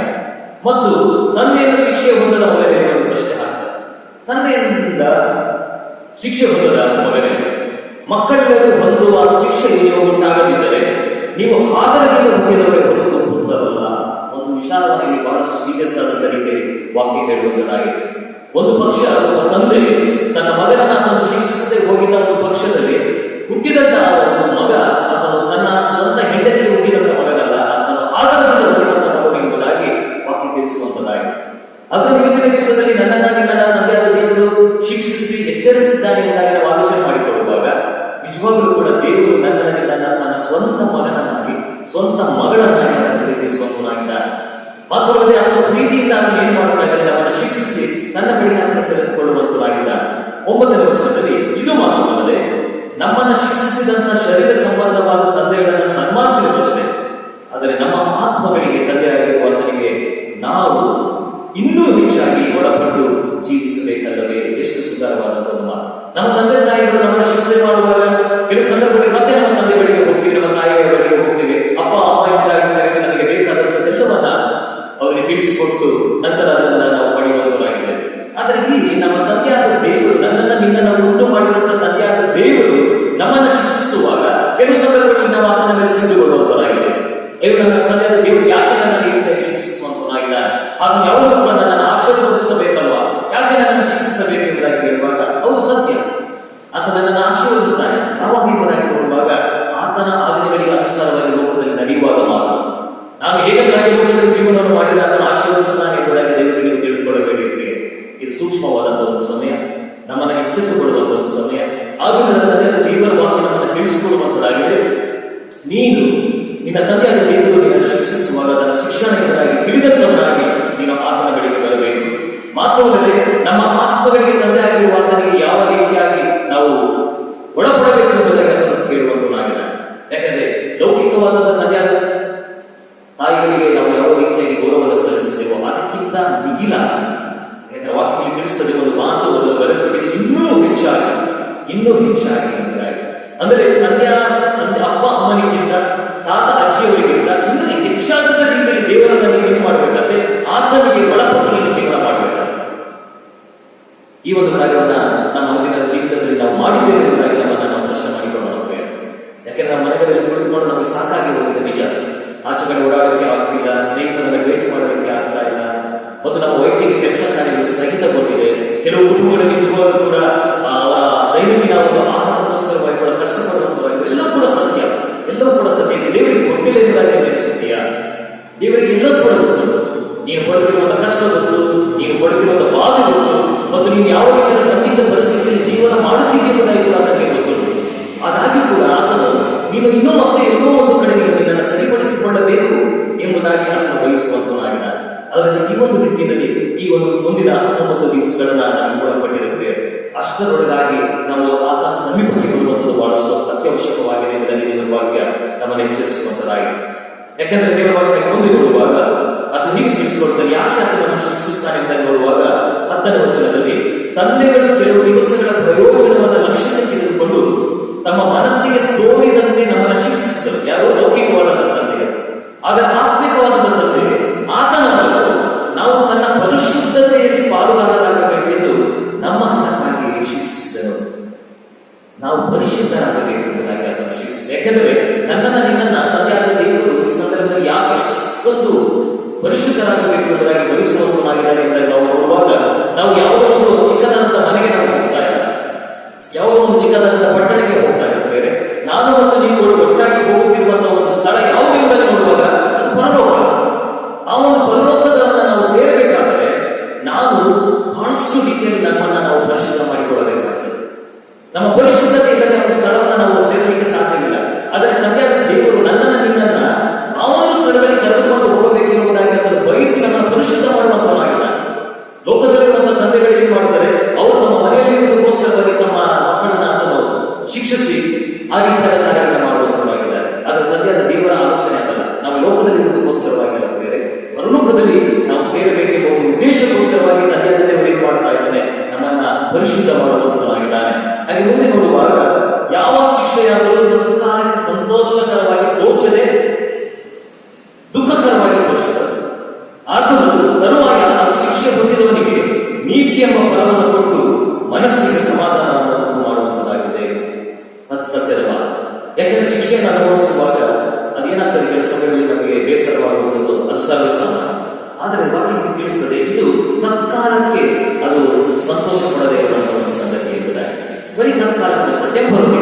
ಆದರೆ ಮುಂದಿನ ದಿವಸಗಳಲ್ಲಿ ನಿಮಗೆ ಬಹಳಷ್ಟು ಸಂತೋಷವುಳ್ಳವನಾಗಿ ಜೀವನವನ್ನು ಮಾಡುವಂತವನಾಗಿದೆ ಎಂಬುದಾಗಿ. ಆದುದರಿಂದ ಇದನ್ನು ನಾವು ಬಹಳಷ್ಟು ಗಟ್ಟಿಯಾದ ಮನಸ್ಸಿನಿಂದ ಇದ್ದಂಥವರಾಗಿ ಮುಂದೆ ಸಾಗುವಂಥದ್ದು. ಅದಕ್ಕೋಸ್ಕರವಾಗಿ ಅದನ್ನು 12ನೇ ವಚನದಲ್ಲಿ ತಿಳಿಸ್ತಾರೆ. ಆದುದರಿಂದ ಜೋರುವಿದ್ದ ಕೈಗಳನ್ನ ನಡುಗುವ ಮೊಣಕಾಲುಗಳನ್ನು ನೀವು ಸುಧಾರಿಸಿಕೊಳ್ಳಿರಿ, ಇನ್ನು ಬೇಸರ ಪಡೆಯಬೇಡಿ. ನಿಮ್ಮ ಕಾಲುಗಳನ್ನು ನೆಟ್ಟಗೆ ಮುಂದೆ ನಡೆಯಿರಿ. ಹೀಗೆ ಮಾಡಿದರೆ ಕುಂಟ ಕಾಲು ಉಳುಕಿ ಹೋಗದೆ ಅದು ವಾಸಿಯಾಗುವಂತದಾಗಿದೆ. ಎಷ್ಟು ಸುಂದರವಾದ ಮಾತು. ಆದ್ದರಿಂದ ನೀವು ಇಷ್ಟೆಲ್ಲ ಸೋತೋಗಿ ಮೊಣಕಾಲುಗಳೆಲ್ಲ ಸಾಕಾಗಿದೆ, ನಮಗೆ ಮನೆಯಲ್ಲಿ ಇದ್ದಿದ್ದು ನಮ್ಮ ಕೈ ಕಾಲುಗಳೆಲ್ಲ ಕೂಡ ಜಡ ಹೊಂದಿದೆ ಎಂಬುದಾಗಿ ಹೇಳುವಾಗ ನೀವು ಆಲೋಚನೆ ಮಾಡಿಕೊಳ್ಳಬೇಡಿ. ಅದರಲ್ಲಿ ಆದಷ್ಟು ಬೇಗ ಅದನ್ನು ಸ್ಥಿರಪಡಿಸಿಕೊಳ್ಳಬೇಕು. ಸಂಭವಿಸುತ್ತಿರುವಂತಹ ಎಲ್ಲ ಕಷ್ಟಗಳು ಆದಷ್ಟು ಬೇಗನೆ ಅದು ಸಂಪೂರ್ಣವಾದ ರೀತಿಯಲ್ಲಿ ಅದು ನಾಶವಾಗುವಂತದ್ದಾಗಿದೆ. ಇದು ನಿಮ್ಮ ದೇವರಿಂದ ಮಾತ್ರ ಸಾಧ್ಯತೆ. ಅದು ತಂದೆ ದೇವರಿಗೆ ಹೇಳ್ತಾರೆ, ಆದಷ್ಟು ಬೇಗ ನೀವೆಲ್ಲವರಿಂದ ನಾನು ಪರಿಹಾಸಗೊಳಿಸುವಂತವಾಗಿದ್ದೇನೆ. ಅದು ನೀವು ಕೊಡಲ್ಪಟ್ಟ ಅನುಭವವಾದ ಸಮಯದಲ್ಲಿ ನೀನು ಪರಿಶುದ್ಧ ಮಾಡಿಕೋ. ಹೆಚ್ಚಿನಾದ ಸಮಯ ನನ್ನ ವಾಕ್ಯಗಳನ್ನು ಓದು, ಹೆಚ್ಚಿನಾದ ಸಮಯ ನನ್ನೊಟ್ಟಿಗೆ ನೀನು ಪ್ರಾರ್ಥನೆಯಲ್ಲಿ ನೀನು ಬೆಸೆ. ಈ ಒಂದು ಕಾರ್ಯವನ್ನು ಮಾಡುವಂತ ಅವಕಾಶ ಮತ್ತೆ ನೀವು ಸಿಗದೇ ಇರಬಹುದು. ಆದರೆ ನಾವು ಕುಟುಂಬವಾಗಿ ನಾವು ಕುಳಿತುಕೊಂಡು ಆ ಕುಟುಂಬ ಪ್ರಾರ್ಥನೆಗಳನ್ನು ಮಾಡುವ ಸಂದರ್ಭದಲ್ಲಿಯೂ ಕೂಡ ಒಬ್ಬರೊಬ್ಬರ ಪ್ರೀತಿಯಿಂದ ನಾವು ಮಾತನಾಡಿಸಿ ಈ ಒಂದು ಆಶೀರ್ವಾದಕ್ಕೆ ಪಾತ್ರರಾಗುವಂಥದ್ದು ಬಹಳಷ್ಟು ಅವಶ್ಯ ಎಂಬುದಾಗಿ. ಅದಕ್ಕೆ ದಾವೀದನು ತನ್ನ ಕೀರ್ತನೆಗಳ ಪುಸ್ತಕ 34ನೇ ಅಧ್ಯಾಯ ದಾವೀದ ಇದನ್ನ ಕೀರ್ತನೆ 34ನೇ ಅಧ್ಯಾಯವನ್ನು ಕೂಡ ತೆಗೆದುಕೊಳ್ಳೋಣ. ಆ ಅಧ್ಯಾಯದಲ್ಲಿ ಬಹಳ ಸ್ಪಷ್ಟವಾಗಿ ಅದನ್ನು ಕೆಲವು ವಿಚಾರಗಳನ್ನು ಮಾತನಾಡುವಂತಾಗಿದೆ. ಅದೇನಿರುತ್ತೆ ನಾನು ನೋಡುವಾಗ ಕೆಲವು ಸಂದರ್ಭಗಳಲ್ಲಿ ಮೊದಲನೇದಾಗಿ ನಾನು ದೇವರಿಗೆ ನಾನು ಕೃತಜ್ಞತೆಯನ್ನು ಸಲ್ಲಿಸಬೇಕು. ಒಂದು ಸುಂದರವಾದ ಅವಕಾಶ ನಮಗೆ ದಯಪಾಲಿಸಿಕೊಂಡಿದ್ದಾರೆ. ಮನೆಯ ಕುಟುಂಬದ ಸದಸ್ಯರೊಟ್ಟಿಗೆ ಸಮಯವನ್ನು ಕಳೆಯುವುದು. ಎಷ್ಟೋ ಜನರು ಇದನ್ನು ಬಯಸಿದಾಗಿ ಕೂಡ ಅವರಿಗೆ ಸಿಗಲಿಲ್ಲ. ಗಂಡ ಹೆಂಡತಿಯರು ಒಟ್ಟಾಗಿರಬೇಕು, ಒಟ್ಟಾಗಿ ಊಟ ಮಾಡಬೇಕು ಎಂಬುದಾಗಿ ಅಂದುಕೊಂಡಾಗಿ ಕೂಡ ಸಿಗಲಿಲ್ಲ. ತಂದೆ ತಾಯಿಯರು ಮಕ್ಕಳೊಟ್ಟಿಗೆ ಊಟ ಮಾಡಬೇಕು ಎಂಬುದಾಗಿ ಅವರು ಬಯಸಿದಾಗಿ ಕೂಡ ಎಷ್ಟೋ ಸಮಯದಲ್ಲಿ ಸಿಗದೇ ಇರುವಂತಹ ಸಮಯ ಈಗ ನಮ್ಮೆಲ್ಲರಿಗೂ ಕೂಡ ಸಿಕ್ಕಿದೆ. ಆದ್ದರಿಂದ ಈ ಒಂದು ಸಮಯವನ್ನು ನೀವು ಸದುಪಯೋಗ ಪಡಿಸಿಕೊಂಡು ದೇವರಿಗೆ ಸಲ್ಲಿಸಲಿ ಎಂಬುದಾಗಿ ಅದಕ್ಕೆ ಅದು ಹೀಗೆ ತಿಳಿಸ್ತಾರೆ 34ನೇ ಅಧ್ಯಾಯದ ಮೊದಲ ವಚನದಲ್ಲಿ, ನಾವು ಯೆಹೋವನನ್ನು ಎಡಬಿಡದೆ ಕೊಂಡಾಡುವರು, ಆತನ ಸ್ತೋತ್ರವು ಯಾವಾಗಲೂ ನನ್ನ ಬಾಯಲ್ಲಿ ಇರುವುದು. ನನ್ನ ಮನಸ್ಸು ಯೆಹೋವನಲ್ಲಿ ಇರುತ್ತಿರುವುದು, ಇದನ್ನು ದೀನರು ಕೇಳಿ ಸಂತೋಷಿಸುವರು. ನನ್ನೊಡನೆ ಯೆಹೋವನನ್ನು ಕೊಂಡಾಡಿರಿ, ಒಟ್ಟಾಗಿ ಆತನ ಹೆಸರನ್ನು ಘನಪಡಿಸೋಣ. ಈ ಒಂದು ಕಾರ್ಯ ನಾವು ಕುಟುಂಬವಾಗಿ ನಾವು ಏನು ಮಾಡಬೇಕಾಗಿದೆ? ಒಟ್ಟಾಗಿ ಸೇರಿಕೊಂಡು ದೇವರನ್ನ ನಾವು ಕೃತಜ್ಞತೆ ಸಲ್ಲಿಸೋಣ. ಅದು ಎಷ್ಟೇ ದಿವಸ ಲಾಕ್ಡೌನ್ ಮುಂದೆ ಸಾಗಿದಾಗಿ ಕೂಡ ನನಗೆ ಹೊರಪಟ್ಟಂತ ಒಂದು ಒಳ್ಳೆಯ ಅವಕಾಶ ತಿಳಿದಂತವರಾಗಿ ದೇವರಿಗೆ ನಾವು ಕೃತಜ್ಞತೆ ಸಲ್ಲಿಸುವಂಥದ್ದನ್ನು ನಾವು ಆರಂಭ ಮಾಡಿಕೊಳ್ಳೋಣ. ಆಗ ಮರ್ಯಾದ ದೇವರು ಇರ್ತಾನೆ, ನಮ್ಮನ್ನು ನನ್ನ ಸನ್ನಿಧಿಗೆ ಬರುವಂತವರಾಗಿದ್ದಾನೆ ಎಂಬುದಾಗಿ. ಹಾಗೆ ಮುಂದೆ ನೋಡುವಾಗ 4ನೇ ವಚನದಲ್ಲಿ ಒಂದು ಒಳ್ಳೆಯ ಮಾತು ಬರೆಯಲ್ಪಟ್ಟಿದೆ. ನಾನು ಯೆಹೋವನ ಸನ್ನಿಧಿಯಲ್ಲಿ ಬೇಡಿಕೊಳ್ಳಲು ಆತನು ಸದುತ್ತರವನ್ನು ಕೊಟ್ಟು ಎಲ್ಲಾ ಭೀತಿಯಿಂದ ನನ್ನನ್ನು ತಪ್ಪಿಸಿದನು. ಯಾವಾಗ ನಾವು ದೇವರ ಸಮೀಪಕ್ಕೆ ಬರುವಾಗ, ದೇವರೊಟ್ಟಿಗೆ ನಾನು ಮಾತನಾಡಲು ಆರಂಭ ಮಾಡುವಾಗ ಮತ್ತು ದೇವರ ಹೆಚ್ಚಿನ ರೀತಿಯಲ್ಲಿ ಪ್ರೀತಿ ಮಾಡುವಾಗ ಆತನು ಹೀಗೆ ತಿಳಿಸಿಕೊಡ್ತಾನೆ, ನಾನು ಯೆಹೋವನ ಸನ್ನಿಧಿಯಲ್ಲಿ ಬೇಡಿಕೊಳ್ಳಲು ಆಗ ಆತನ ಸದುತ್ತರವನ್ನ ಕೊಟ್ಟು ಎಲ್ಲಾ ಭೀತಿಯಿಂದ ನನ್ನನ್ನು ತಪ್ಪಿಸುವಂತಾಗಿದೆ. ಭೀತಿ ಎಂಬುದಾಗಿ ನೋಡುವಾಗ ಯಾವ ಭೀತಿ ನಮಗನಿಸದೆ ಇಷ್ಟು ದಿವಸದವರೆಗೆ ನನ್ನ ಕೆಲಸಕ್ಕೆ ಹೋಗಲಿಲ್ಲ, ಮುಂದಿನ ದಿವಸಗಳಲ್ಲಿ ನನ್ನ ಕುಟುಂಬವನ್ನು ಹೇಗೆ ಸಾಕುವುದು ಎಂಬುದಾಗಿ ಹಲವಾರು ಜನರಿಗೆ ಒಂದು ಭೀತಿ ಉಂಟು. ಬಿಸ್ನೆಸ್ ಮಾಡುವಂತ ಜನರಿಗೂ ನನ್ನ ಬಿಸ್ನೆಸ್ ಸಂಪೂರ್ಣವಾಗಿ ಹಾಳಾಗಿ ಹೋಗ್ತಾನೆ ಎಂಬುದಾಗಿ ಕೆಲವರಿಗೆ ಭೀತಿ ಉಂಟು. ಮತ್ತು ಕೆಲಸ ಕಾರ್ಯಗಳಿಗೆ ಹೋಗುತ್ತಿರುವಂತಹ ಜನರು ಕೂಡ, ವಿದ್ಯಾಭ್ಯಾಸವನ್ನು ಮಾಡುತ್ತಿರುವಂತಹ ಮಕ್ಕಳು ಕೂಡ ಅಯ್ಯೋ ನನ್ನ ವಿದ್ಯಾಭ್ಯಾಸ ಸಂಪೂರ್ಣವಾಗಿ ಹಾಳಾಗಿ ಹೋಗ್ತಾನೆ ಎಂಬ ಒಂದು ಭೀತಿ ಉಂಟು. ಆದರೆ ಯಾವುದಕ್ಕೂ ಕೂಡ ನೀವು ಭಯಪಡುವ ಅವಶ್ಯಕತೆ ಇಲ್ಲ. ಇವೆಲ್ಲವನ್ನೂ ಕೂಡ ಸರಿಯಾಗಿ ನಾನು ಮಾಡುವಂತಾಗಿದೆ ಎಂದು ನನಗೆ ದೇವರ ವಾಕ್ಯ ತಿಳಿಸುತ್ತದೆ. ಆದ್ದರಿಂದ 6ನೇ ವಚನದಲ್ಲಿ ಒಂದು ಸುಂದರವಾದ ಮಾತು.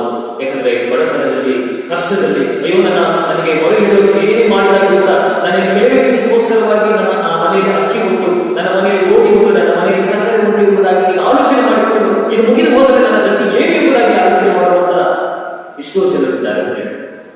ಅವರಿಗೋಸ್ಕರವಾಗಿ ದೇವರ ಬಗ್ಗೆ ತಿಳಿಸುತ್ತಾರೆ 6ನೇ ವಚನದಲ್ಲಿ, ಕಷ್ಟದಲ್ಲಿದ್ದ ಈ ಮನುಷ್ಯನನ್ನು ಮೊರೆ ಹಿಡಿದು ಯೆಹೋವನು ಕೇಳಿ ಎಲ್ಲಾ ಬಾಧೆಗಳಿಂದ ಆತನು ಬಿಡಿಸಿದನು ಮತ್ತು ಯೆಹೋವನ ಭಯಭಕ್ತಿಯನ್ನು ಸುತ್ತಲು ಆತನ ದೂತರು ಕಂಡಿಡಿಸಿ ಯಾವ ಕಾವಲಾಗಿದ್ದು ಆತನು ಕಾಪಾಡುವಂತನಾಗಿದ್ದಾನೆ. ಎಷ್ಟು ಸುಂದರವಾದಂತಹ ಅದನ್ನು ಈ ರೀತಿಯ ಕಷ್ಟದ ಪರಿಸ್ಥಿತಿಯಲ್ಲಿ ನೀವು ಇರುವಂತ ತಂದೆಯ ದೇವರಿಗೆ ಅದು ಚೆನ್ನಾಗಿ ಗೊತ್ತಿದ್ದು, ನನ್ನ ಮಗ ನನ್ನ ಮಗಳು ಈ ರೀತಿಯಾದ ಸ್ಥಿತಿಗತಿಯಲ್ಲಿದ್ದಾರೆ, ಅವರ ಮನೆಯಲ್ಲಿ ಇಷ್ಟೇ ಅಕ್ಕಿ ಉಂಟು, ಇಷ್ಟೇ ಗೋಧಿ ಉಂಟು, ಇಷ್ಟೇ ಸಕ್ಕರೆ ಉಂಟು ಎಂಬುದಾಗಿ ನನಗೆ ಗೊತ್ತು.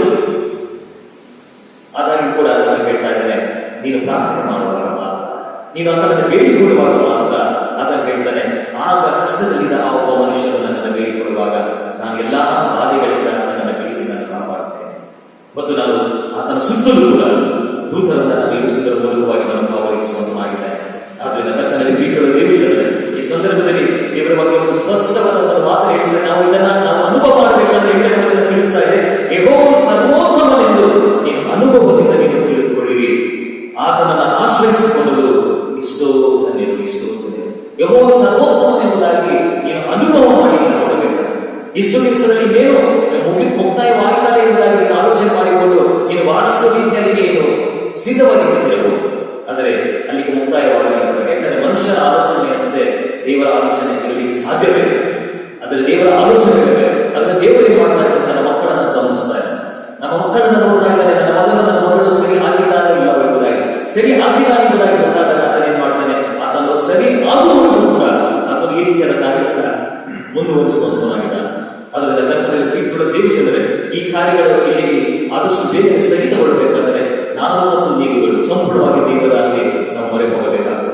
ಸಾಕು ಇಷ್ಟು ದಿವಸ ನಾವು ಮನೆಯಲ್ಲಿ ಮಾಡಿದಂತ ಎಲ್ಲಾ ರೀತಿಯಾದ ಕಾರ್ಯಚಟುವಟಿಕೆಗಳು ಸಾಕು. ಇನ್ನು ಮುಂದಿನ ದಿವಸಗಳಾದರೂ ಸೀರಿಯಸ್ ಆದಂತ ರೀತಿಯಲ್ಲಿ ದೇವರ ಸಮಕ್ಷಮದಲ್ಲಿ ಹೆಚ್ಚಿನಾದ ಸಮಯವನ್ನು ನಾವು ಕಳೆಯುತ್ತೇವೆ. ದೇವರ ವಾಕ್ಯಗಳನ್ನು ನೋಡೋಣ, ದೇವರನ್ನು ಪ್ರಾರ್ಥನೆ ಮಾಡೋಣ, ಸ್ತುತಿ ಗೀತೆಗಳನ್ನು ಮನೆಗಳಲ್ಲಿ ಹಾಡೋಣ ಮತ್ತು ವೈಯಕ್ತಿಕವಾದ ಪ್ರಾರ್ಥನೆ ಹೋಗಿ ಒಬ್ಬರಿಗೊಬ್ಬರು ಹೋಗಿ ಕುಳಿತುಕೊಂಡು ನಿಮ್ಮ ಕೈಗಳನ್ನು ಎತ್ತಿ ದೇವರಿಗೆ ಸ್ತುತಿ ಗೀತೆಗಳನ್ನು ನೀವು ಸಮರ್ಪಿಸಿ ಪ್ರಾರ್ಥನೆ ಮಾಡಿ, ದೇವರೇ ಸಾಕು ಸ್ವಾಮಿ, ಇಲ್ಲಿಗೆ ನನ್ನ ಕೈಯಲ್ಲಿ ಆಗ್ತಾ ಇಲ್ಲ ಎಂಬುದಾಗಿ ತಿಳಿದಂತವರಾಗಿ ನಿಮ್ಮಲ್ಲಿ ಎಲ್ಲ ಮೊರೆಯನ್ನು ದೇವರ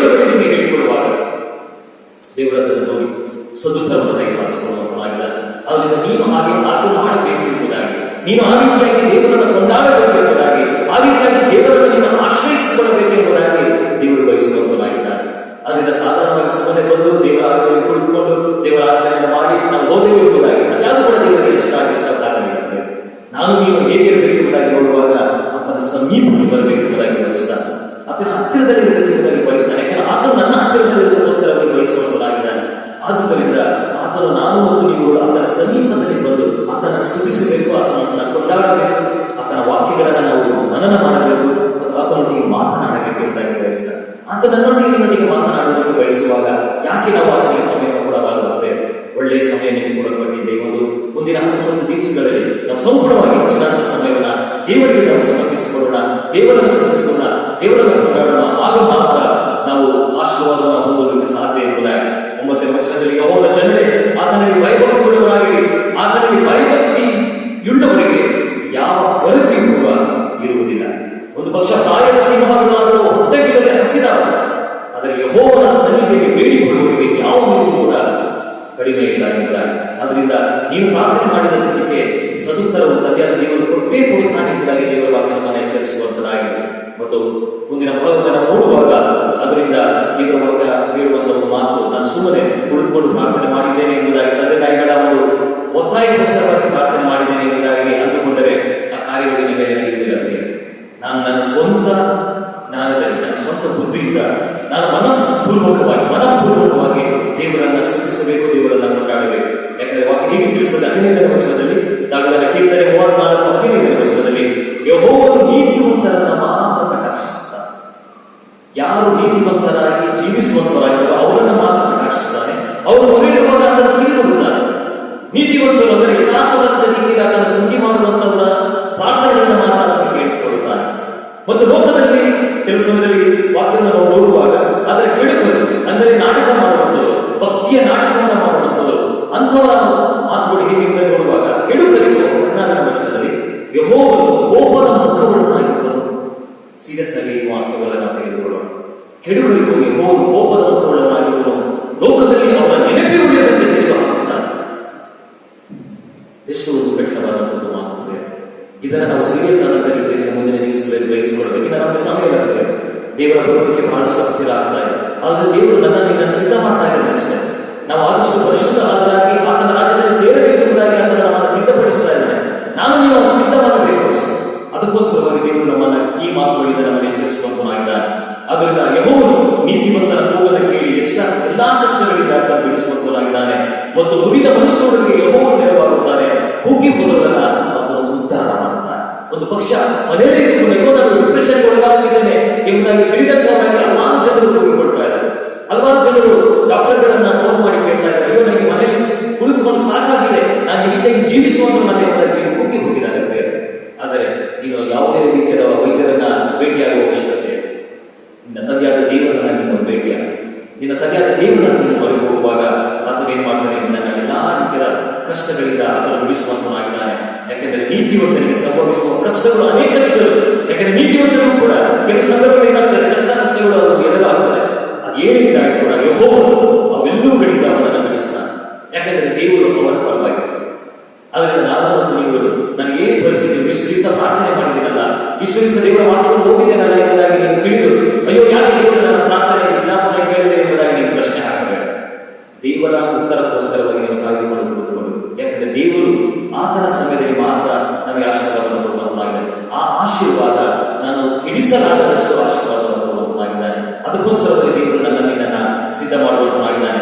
ಯಾಕೆಂದ್ರೆ ಆ ವಿಚಾರದಲ್ಲಿ ನಾವು ಸ್ವಲ್ಪ ಗಂಭೀರವಾದ ರೀತಿಯಲ್ಲಿ ತಿಳಿದುಕೊಳ್ಳುವಂಥದ್ದು ಬಹಳಷ್ಟು ಪ್ರಾಮುಖ್ಯ. ಕೊನೆಗಾಗಿ ನಾವು ರೋಮಾಪುರದವರಿಗೆ ಬರೆದ ಪತ್ರಿಕೆ 8ನೇ ಅಧ್ಯಾಯದ ವಚನಗಳನ್ನ ನಾವು ನೋಡುವಾಗ ಆ ವಾಕ್ಯಗಳನ್ನು ಗಮನಿಸಿ ನಾವು ಮುಕ್ತಾಯ ಮಾಡಿಕೊಳ್ಳೋಣ. ರೋಮಾಪುರದವರಿಗೆ ಬರೆದ ಪತ್ರಿಕೆ 8ನೇ ಅಧ್ಯಾಯ 18ನೇ ವಚನದಲ್ಲಿ, ನಮಗೋಸ್ಕರ ಮುಂದಿನ ಕಾಲದಲ್ಲಿ ಪ್ರತ್ಯಕ್ಷವಾಗುವ ಮಹಿಮಾ ಪದವಿಯನ್ನು ಆಲೋಚಿಸಿ ಈಗಿನ ಕಾಲದ ಕಷ್ಟಗಳು ಅಲ್ಪವೇ ಸರಿ ಎಂದು ಎನಿಸುತ್ತೇನೆ ಎಂಬುದಾಗಿ ಪೌಲರು ಉತ್ತಮವಾದ ಒಂದು ಮಾತನ್ನು ಹೇಳ್ತಾರೆ. ನಮಗೋಸ್ಕರ ಮುಂದಿನ ಕಾಲದಲ್ಲಿ ಪ್ರತ್ಯಕ್ಷವಾಗುವ ಮಹಿಮಾ ಪದವಿಯನ್ನು ಆಲೋಚಿಸಿ ಈಗಿನ ಕಾಲದ ಕಷ್ಟಗಳು ಅದು ಅಲ್ಪವೇ ಸರಿ ಎಂಬುದಾಗಿ ನಾನು ಎನಿಸ್ತೇನೆ. ಆದರೆ ನೀವು ಕಷ್ಟಗಳು ಎದುರಾಗುತ್ತಿರುವಂಥದ್ದು ಅದು ಮುಂದಿನ ದಿವಸಗಳಲ್ಲಿ ನನಗೆ ಒಂದು ಮಹಿಮಾ ಪದವಿಯನ್ನು ದೇವರು ನೀಡುವಂತದ್ದಾಗಿದೆ ಎಂಬುದಾಗಿ ತಿಳಿದಂತವರಾಗಿ ಮುಂದೆ ಸಾಗಬೇಕಾಗುವಂತದ್ದಾಗಿದೆ. ಆದರೆ ಈ ವಿಚಾರವನ್ನು ನಾವು ಗಮನದಲ್ಲಿಟ್ಟುಕೊಳ್ಳಬೇಕು. ಆದ್ದರಿಂದ ಮತ್ತೊಂದು ಮಾತು ಏನೆಂಬುದಾಗಿ ನೋಡುವಾಗ 26ನೇ ವಚನದಲ್ಲಿ ಪವಿತ್ರಾತ್ಮನು ಸಹ ನಮ್ಮ ಅಶಕ್ತಿಯನ್ನು ನೋಡಿ ಸಹಾಯ ಮಾಡುವಂತನಾಗಿದ್ದಾನೆ. ಪವಿತ್ರಾತ್ಮನಿಗೆ ಚೆನ್ನಾಗಿ ಗೊತ್ತು. ನಾವು ತೊಡಲಾಡುತ್ತಿರುವಂಥದ್ದು, ನಾವು ಗಲಿಬಿಲಿಯಲ್ಲಿ ಇರುವಂಥದ್ದು ಪವಿತ್ರಾತ್ಮನನ್ನು ಗಮನಿಸುವಂತ ಪವಿತ್ರಾತ್ಮನು ಸಹ ನಮ್ಮ ಶಕ್ತಿಯನ್ನು ನೋಡಿ ಸಹಾಯ ಮಾಡುತ್ತಾನೆ. ಹೇಗೆಂದರೆ ನಾವು ತಕ್ಕ ಪ್ರಕಾರ ಏನು ಬೇಡಿಕೊಳ್ಳಬೇಕು ನಮಗೆ ಗೊತ್ತಿಲ್ಲದರಿಂದ ಪವಿತ್ರಾತ್ಮನು ತಾನೇ ಮಾತಿಲ್ಲದಂತ ನೆರಳಾಟದಿಂದ ನಮಗೋಸ್ಕರವಾಗಿ ಬೇಡಿಕೊಳ್ಳುತ್ತಾನೆ. ಆದರೆ ಹೃದಯಗಳನ್ನು ಶೋಧಿಸಿಕೊಂಡು ನಮಗೆ ಪವಿತ್ರಾತ್ಮನ ಮನೋಭಾವವು ಏನೆಂದು ಕೂಡ ತಿಳಿದಿದೆ. ಆ ಆತ್ಮನು ದೇವರ ಚಿತ್ತಾನುಸಾರವಾಗಿ ದೇವ ಜನರಿಗೋಸ್ಕರವಾಗಿ ಬೇಡಿಕೊಳ್ಳುವುದನ್ನು ಆತನು ಬಲ್ಲನು ಎಂಬುದಾಗಿ ವಾಕ್ಯ ಬರೆಯಲ್ಪಟ್ಟಿದೆ. ಅದರಿಂದ ನನಗೆ ನಿನಗೆ ಸರಿಯಾದ ರೀತಿಯಲ್ಲಿ ಪ್ರಾರ್ಥನೆ ಮಾಡಲಿಕ್ಕೆ ಬರುತ್ತಿಲ್ಲ, ಹೇಗೆ ವಾಕ್ಯಗಳನ್ನು ಓದಬೇಕೆಂಬುದಕ್ಕೆ ಗೊತ್ತಾಗುತ್ತಿಲ್ಲ ಎಂದು ನೀನು ಆಲೋಚನೆ ಮಾಡಿದ್ದೆ. ಆದರೆ ಪವಿತ್ರಾತ್ಮನನ್ನು ನೀನು ಬೇಡಿಕೋ. ಅದು ತಂದೆಯಾದ ದೇವರು ಆ ಪವಿತ್ರಾತ್ಮ ನಿನ್ನ ಬಳಿ ಕಳಿಸಿಕೊಡುವಾತನಾಗಿದ್ದಾನೆ. ಆತನು ನಿನಗೆ ಹೇಗೆ ಪ್ರಾರ್ಥಿಸಬೇಕು, ಹೇಗೆ ಈ ಸಂದಿಗ್ಧ ಪರಿಸ್ಥಿತಿಯಲ್ಲಿ ನೀನು ದೇವರನ್ನ ನೀನು ಆರಾಧಿಸಬೇಕು ಎಂಬುದಾಗಿ ಅದನ್ನು ತಿಳಿಸಿಕೊಡುವಂತನಾಗಿದ್ದಾನೆ. ಆದುದರಿಂದ 28ನೇ ವಚನದಲ್ಲಿ ಇದಲ್ಲದೆ ದೇವರ ಸಂಕಲ್ಪದ ಮೇರೆಗೆ ಕರೆಯಲ್ಪಟ್ಟು ಆತನನ್ನು ಪ್ರೀತಿಸುವವರ ಹಿತಕ್ಕಾಗಿ ಎಲ್ಲಾ ಕಾರ್ಯಗಳು ಅನುಕೂಲವಾಗುತ್ತದೆ ಎಂದು ನಮಗೆ ಗೊತ್ತಿದೆ. ಆತನನ್ನು ಪ್ರೀತಿಸುವವರ ಹಿತಕ್ಕಾಗಿ ಈ ಎಲ್ಲಾ ಕಾರ್ಯಗಳು ನಡೆಯುವಂತದ್ದಾಗಿದೆ ಎಂಬುದಾಗಿ ಅದನ್ನು ಇವತ್ತಿನ ದಿವಸದಲ್ಲಿ ಕರ್ತನಲ್ಲಿ ಪ್ರೀತಿಯುಳ್ಳ ಜನರೇ, ನನ್ನನ್ನು ನಿನ್ನ ತಂದೆಯಾದ ದೇವರು ಅದನ್ನು ಪ್ರೀತಿ ಮಾಡಿದ್ದಾನೆ. ನನ್ನನ್ನು ನಿನ್ನನ್ನು ಪ್ರೀತಿಸಿದ್ದರಿಂದ ನಮ್ಮ ಹಿತಕ್ಕೋಸ್ಕರವಾಗಿ ಈ ಎಲ್ಲಾ ಕಾರ್ಯಗಳು ನಡೆಯುವಂತದ್ದಾಗಿದೆ. ಅದರಿಂದ ನಾವು ಹೆದರುವ ಅವಶ್ಯಕತೆ ಇಲ್ಲ. ನಮ್ಮ ತಂದೆಯಾದ ದೇವರು ಅದನ್ನು ಪುನರುತ್ಥಾನವಾಗುವಂತ ದೇವರಾಗಿದ್ದಾನೆ. ನಮ್ಮೊಟ್ಟಿಗೆ ಅದನ್ನು ಜೀವಿಸುವಂತ ದೇವರಾಗಿದ್ದಾನೆ. ಆದ್ದರಿಂದ ನಮ್ಮ ಪ್ರಾರ್ಥನೆಗಳನ್ನು ಅದನ್ನು ಕೇಳಿಸಿಕೊಳ್ಳುವಂತ ದೇವರಾಗಿದ್ದಾನೆ. ನಮ್ಮ ಸಮಸ್ಯೆಗಳನ್ನ ಅದನ್ನು ಬಲ್ಲಾತನಾಗಿದ್ದಾನೆ. ಎಲ್ಲವೂ ಕೂಡ ಅದಕ್ಕೆ ಬರ್ತದೆ. ಆದುದರಿಂದ ಆತನು ಬಯಸುವಂಥದ್ದು ನನ್ನ ಮಗನು ನನ್ನ ಮಗಳು ನನ್ನ ಬಳಿಗೆ ಬರುವಾಗ, ನನ್ನ ಬಳಿಗೆ ಯಥಾರ್ಥವಾದ ರೀತಿಯಲ್ಲಿ ಅವರು ಕುಳಿತುಕೊಳ್ಳುವಾಗ, ನನ್ನನ್ನು ಯಥಾರ್ಥವಾದ ರೀತಿಯಲ್ಲಿ ಆರಾಧಿಸುವಾಗ, ನನ್ನ ವಾಕ್ಯಗಳನ್ನು ಯಥಾರ್ಥವಾದ ರೀತಿಯಲ್ಲಿ ಓದುವಾಗ, ಯಥಾರ್ಥವಾದ ರೀತಿಯಲ್ಲಿ ನನ್ನಲ್ಲಿ ಪ್ರಾರ್ಥನೆ ಮಾಡುವಾಗ ಆಗ ನಾನು ಸದುತ್ತರವನ್ನು ದಯಪಾಲಿಸಬೇಕು. ಎಲ್ಲಾ ಇಕ್ಕಟ್ಟಿನಿಂದ ನಾನು ಅವರನ್ನು ಬಿಡುಗಡೆಗೊಳಿಸಬೇಕೆಂಬುದಾಗಿ. ಹಾಗಾದ್ರೆ ನಿನಗೆ ಬಿಡುಗಡೆ ಸಾಧ್ಯ ಎಂದು ದೇವರ ವಾಕ್ಯ ತಿಳಿಸುವಂತದ್ದಾಗಿದೆ. ಅದು ಯಾವಾಗ ಎಂದಾಗಿರುವಾಗ ನಿನ್ನನ್ನು ಸಂಪೂರ್ಣವಾಗಿ ದೇವರ ಹಸ್ತಕ್ಕೆ ಒಪ್ಪಿಸಿಕೊಟ್ಟು ದೇವರನ್ನು ಸ್ತುತಿಸಿ ದೇವರನ್ನು ಕೊಂಡಾಡುವಾಗ ಮತ್ತು ಪ್ರಾರ್ಥಿಸುವಾಗ. ಅದರಿಂದ ಇವತ್ತಿನ ದಿವಸದಲ್ಲಿ ಈ ಭಾಗವನ್ನು ನಾವು ಬಹಳಷ್ಟು ಸೀರಿಯಸ್ ಆದ ರೀತಿಯಲ್ಲಿ ತೆಗೆದುಕೊಂಡಂತವರಾಗಿದ್ದು, ದೇವರೇ ಇನ್ನು ಮುಂದಿನ ದಿವಸಗಳಲ್ಲಿ ನಾನು ಸಂಪೂರ್ಣವಾಗಿ ನನ್ನ ಜೀವಿತವನ್ನು ನಿನಗೆ ಸಮರ್ಪಿಸಿಕೊಳ್ಳುತ್ತೇನೆ ಎಂಬುದಾಗಿ ತಿಳಿದಂತವರಾಗಿ ನಾವು ಪ್ರಾರ್ಥನೆ ಮಾಡುವಾಗ ದೇವರು ಸದುತ್ತರವನ್ನು ಕೊಟ್ಟು ನಮ್ಮನ್ನು ಎಲ್ಲ ಇಕ್ಕಟ್ಟಿನಿಂದ ಅದನ್ನು ಪಾರು ಮಾಡುವಂತಾಗಿದೆ. ಹಾಗಾಗುವಾಗ ದೇವರು ನಮ್ಮನ್ನು ಆಶೀರ್ವಾದ ಮಾಡಬೇಕೆಂಬುದಾಗಿ ನಾವು ಕ್ಷಣಗಳ ನಮ್ಮ ಶಿರಗಳನ್ನು ಬಾಧಿಸಿ ನಾವು ಮನೆಗಳಲ್ಲಿ ಕುಳಿತುಕೊಂಡವರಾಗಿ ಮತ್ತು ಸಾಧ್ಯವಾದರೆ ನಾವೆಲ್ಲರೂ ಕೂಡ ನಾವು ಒಣಕಾಲುಕೊಂಡು ನಮ್ಮನ್ನು ತಗ್ಗಿದ ಮನೋಭಾವದಿಂದ ದೇವರ ಹಸ್ತಕ್ಕೆ ನಮ್ಮನ್ನು ಒಪ್ಪಿಸಿಕೊಳ್ಳೋಣ. ದೇವರಲ್ಲಿ ನಾವು ಪ್ರಾರ್ಥನೆ ಮಾಡಿಕೊಳ್ಳೋಣ. ಪರಿಶುದ್ಧನಾದ ಸರ್ವಶಕ್ತನಾದ ದೇವರಿಗೆ ನನ್ನ ಸ್ತೋತ್ರವನ್ನು ಸ್ವಾಮಿ, ಕೊಟ್ಟಂತ ಅದ್ಭುತವಾದ ವಾಕ್ಯಗಳಿಗಾಗಿ ನಾವು ಸ್ತೋತ್ರವನ್ನು ಸಲ್ಲಿಸುತ್ತೇವೆ. ಹೌದು ಸ್ವಾಮಿ, ಇಂಥ ಸಂದಿಗ್ಧವಾದ ಒಂದು ಪರಿಸ್ಥಿತಿಯಲ್ಲಿ ನಾವು ಯಾವ ರೀತಿಯಾಗಿ ಜೀವಿಸಬೇಕು ಎಂಬುದಾಗಿ ವಾಕ್ಯದ ಮೂಲಕವಾಗಿ ನೀವು ಪ್ರಬೋಧಿಸಿದ್ದಕ್ಕಾಗಿ ಕೃತಜ್ಞತೆಯನ್ನು ಸಲ್ಲಿಸುತ್ತೇವೆ. ಹೌದು ಸ್ವಾಮಿ, ಇಷ್ಟು ದಿವಸ ಮನೆಯಲ್ಲಿ ಕುಳಿತುಕೊಂಡು ಸಾಕಾಗಿರುವಂತ ಹಲವಾರು ನಮ್ಮ ಸಭೆಯ ಜನರನ್ನ ಮತ್ತು ಯಾರು ಒಂದು ಮಾಧ್ಯಮ ನೋಡುವಂತರಾಗಿದ್ದರು ಎಲ್ಲರನ್ನಾಗಿ ನಾವು ಜ್ಞಾಪಿಸಿಕೊಳ್ಳುತ್ತೇವೆ ಸ್ವಾಮಿ. ಯಾಕಂದ್ರೆ ಇಷ್ಟು ದಿವಸದವರೆಗೆ ಈ ರೀತಿಯಾಗಿ ನಾವು ಜೀವನ ಮಾಡಿರುವುದಕ್ಕಾಗಿ ನಾವು ಕೊಡುವುದು ಸ್ವಾಮಿ. ಅದೇ ತಂದೆ ಇಂತಹ ಸಂಗೀತವಾದ ಪರಿಸ್ಥಿತಿಯಲ್ಲಿ ನಾವು ಸಿಕ್ಕಿ ಹಾಕಿಕೊಂಡು ಈ ರೀತಿಯಾದ ಒಂದು ಇಕ್ಕಟ್ಟಿನ ಪರಿಸ್ಥಿತಿಯಲ್ಲಿ ನಾವು ಜೀವಿಸುವಾಗ ಇದರಿಂದ ಬಿಡುಗಡೆ ಯಾವಾಗ ಎಂಬುದಾಗಿ ನಾವು ಆಲೋಚನೆ ಮಾಡಿಕೊಳ್ಳುವಾಗ ಕೆಲವು ಸಂದರ್ಭಗಳಲ್ಲಿ ಮಾಧ್ಯಮಗಳನ್ನು ನೋಡಿ ಯಾವಾಗ ನಮಗೆ ಒಂದು ಬಿಡುಗಡೆ ಸಿಗುತ್ತದೆ ಎಂಬುದಾಗಿ ಆಲೋಚನೆ ಮಾಡಿಕೊಳ್ಳುವಂತರಾಗಿದೆ ಸ್ವಾಮಿ. ಆದರೆ ಅದರಿಂದ ನಮಗೆ ಬಿಡುಗಡೆ ಸಾಧ್ಯವಿಲ್ಲ ಎಂಬುದಾಗಿ ಗೊತ್ತಾಗಿದೆ ಸ್ವಾಮಿ. ಆದರೆ ಬಿಡುಗಡೆಯ ನಾಯಕರನ್ನು ನಿನ್ನಿಂದ ಮಾತ್ರ ಈ ಎಲ್ಲ ಕಾರ್ಯಗಳಿಂದ ಬಿಡುಗಡೆ ಸಾಧ್ಯ ಎಂಬುದಾಗಿ ವಾಕ್ಯದಲ್ಲಿ ನಾವು ತಿಳಿದುಕೊಂಡಂತರಾಗಿದ್ದೇವೆ. ಅದನ್ನು ಇಷ್ಟು ದಿವಸದವರೆಗೆ ನಾವು ಬೇಸರದಲ್ಲಿ ಇದ್ದಾಗ ನಮ್ಮನ್ನ ವಾಕ್ಯದ ಮೂಲಕವಾಗಿ ಒಂದು ಬಲಪಡಿಸಿದೆ. ಅವರು ಸ್ವಾಮಿ, ನಾನು ಈ ರೀತಿಯಾದ ಕ್ಲಿಷ್ಟವಾದ ಪರಿಸ್ಥಿತಿಗೆ ಸಿಕ್ಕಿ ಹಾಕಿಕೊಂಡಿರುವುದು ಏಕೆ ಎಂಬುದಾಗಿ ನಾನು ಒಣಗುತ್ತಿರುವಾಗ ನಿನ್ನ ವಾಕ್ಯದ ಮೂಲಕವಾಗಿ ತಿಳಿಸಿದೆ. ನಾನು ನಿನ್ನನ್ನ ಶಿಕ್ಷಣ ಕೊಡುವುದಕ್ಕೋಸ್ಕರವಾಗಿ ಮತ್ತು ನಿನ್ನನ್ನು ಪರಿಶುದ್ಧ ಮಾಡುವುದಕ್ಕೋಸ್ಕರವಾಗಿ ಕಾರ್ಯಗಳನ್ನು ಮಾಡುತ್ತಿದ್ದೇನೆ ಎಂಬುದಾಗಿ ವಾಕ್ಯದ ಮೂಲಕವಾಗಿ ನೀನು ಮಾತನಾಡಿದೆ ಸ್ವಾಮಿ. ಆದ್ದರಿಂದ ತಂದೆ ದೇವರೇ, ಹಾಗಾದರೆ ನನ್ನನ್ನ, ನಮ್ಮ ಕುಟುಂಬವನ್ನ, ನಮ್ಮ ಸಭೆಯನ್ನು ನಮ್ಮನ್ನು ನಾಶಿಸಿಕೊಳ್ಳುತ್ತೇವೆ, ನಮ್ಮನ್ನು ನೀನು ಸಮರ್ಪಿಸಿಕೊಳ್ಳುತ್ತೇವೆ. ನಮ್ಮನ್ನು ಇನ್ನೂ ಕೂಡ ಪರಿಶುದ್ಧ ಮಾಡಿ ಸ್ವಾಮಿ, ಇನ್ನೂ ಕೂಡ ನೀನು ಪರಿಶುದ್ಧ ಮಾಡಿ ನಾವು ಈ ಲೋಕದವರು ಅಲ್ಲ ಎಂಬುದಾಗಿ ನಮಗೆ ಗೊತ್ತುಂಟು ಸ್ವಾಮಿ. ನಾವು ನಿನ್ನ ರಾಜ್ಯದಲ್ಲಿ ಸೇರುವಂತ ನಾವು ಜನರಾಗಿದ್ದೇವೆ. ಆದುದರಿಂದ ತಂದೆಯಾಗಿದ್ದೇವೆ, ನಿನ್ನ ರಾಜ್ಯಕ್ಕೆ ಸೇರಿಸಿಕೊಳ್ಳುವುದಕ್ಕೋಸ್ಕರವಾಗಿ ನೀನು ಏನೆಲ್ಲ ಮಾಡುತ್ತೀಯೋ ಅದೆಲ್ಲದಕ್ಕೆ ನಾವು ಸಿದ್ಧವಾಗಿದ್ದೇವೆ ಸ್ವಾಮಿ. ನಮ್ಮನ್ನು ಪರಿಶುದ್ಧ ಮಾಡಿ ನಿನ್ನ ಪರಿಶುದ್ಧವಾದಂತಹ ಪರಲೋಕ ರಾಜ್ಯದಲ್ಲಿ ನಮ್ಮೆಲ್ಲರನ್ನ ನೀನು ಸೇರಿಸಿಕೊಳ್ಳುವುದಾಗಿ ಈ ಸಮಯದಲ್ಲಿ ಒಂದು ಕುಟುಂಬವಾಗಿ ಒಂದು ಸಭೆಯಾಗಿ ನಾವು ವಿನ್ನವಿಸಿಕೊಳ್ಳುವಂತರಾಗಿದ್ದೇವೆ. ಅದರಿಂದ ತಂದೆ ದೇವರೇ, ಇನ್ನು ಮುಂದಿನ ದಿವಸಗಳು ಸಂತೋಷದಾಯಕವಾದ ದಿವಸಗಳು ಎಂಬುದಾಗಿ ನಾವು ಗೊತ್ತುಂಟು ಸ್ವಾಮಿ. ಇದೆಲ್ಲದರಿಂದ ದಿವಸದಲ್ಲಿ ಕುಳಿತುಕೊಂಡು ನಿನ್ನನ್ನು ಪ್ರಾರ್ಥಿಸುವಂತರಾಗಿದ್ದೇವೆ. ಅದರಿಂದ ಆದಷ್ಟು ಬೇಗ ಆ ಒಂದು ಸಂತೋಷ ತೀರವನ್ನ ನೋಡುವ ಸೌಭಾಗ್ಯಕ್ಕೆ ನಮ್ಮೆಲ್ಲರನ್ನು ನೀನು ನಡೆಸಿರುವುದಾಗಿ ಯೇಸು ಸ್ವಾಮಿ ಮೊದಲ ನಾಮದಲ್ಲಿ ಬೇಡಿಕೊಳ್ಳುತ್ತೇವೆ.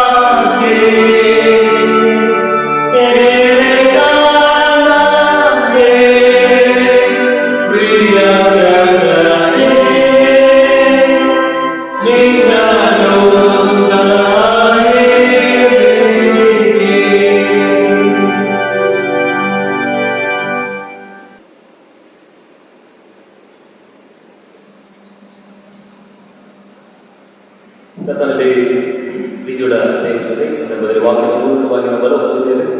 ಅದರಿಂದ ಈ ಒಂದು ಸಮಯವನ್ನು ವಿಶೇಷವಾಗಿ ಪ್ರಾರ್ಥನಾ ಸಮಯ ಎಂಬುದಾಗಿ ನಾವು ತಿಳಿದಂತವರಾಗಿ ಕೆಲವು ನಿಮಿಷದ ಕಾಲದವರೆಗೆ ನಾವು ನಮ್ಮ ಕುಟುಂಬವಾಗಿ ನಾವು ಕುಳಿತುಕೊಂಡು ನಾವು ಪ್ರಾರ್ಥನೆಗಳಲ್ಲಿ ನಾವು ನಮ್ಮನ್ನು ತೊಡಗಿಸಿಕೊಳ್ಳೋಣ. ವಿಶೇಷವಾಗಿ ನಮ್ಮ ಸಭೆಯ ಕೆಲವು ಸದಸ್ಯರುಗಳು ಅವರು ಜನ್ಮದಿನವನ್ನು ಕಂಡಿದ್ದಾರೆ, ಕೆಲವು ಸದಸ್ಯರು ವಿವಾಹ ವಾರ್ಷಿಕೋತ್ಸವವನ್ನು ಕಂಡಿದ್ದಾರೆ, ಮತ್ತು ಕೆಲವು ಸದಸ್ಯರು ಮನೆಯಲ್ಲಿ ಇಟ್ಟುಕೊಂಡು ಅನಾರೋಗ್ಯದಲ್ಲಿ ಬಳಲುವಂತವರಾಗಿದ್ದಾರೆ.